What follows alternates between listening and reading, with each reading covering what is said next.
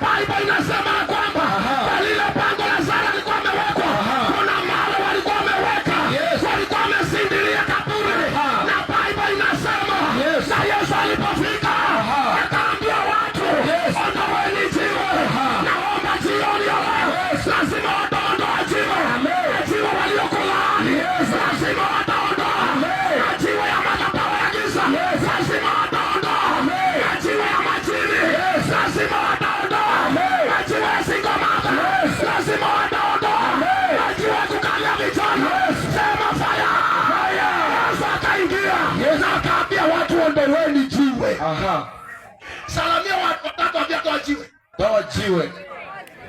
Bwana Yesu asifiwe. Amina. Yesu alipoingia kwenye pango mahali Lazaro alikuwa amewekwa, ninaona wamama soko hii, wengine wanalea watoto wenyewe, wengine wanateseka na watoto, walikusalia watoto, baba akaolewa kwingine, mzee akaolewa pale pengine.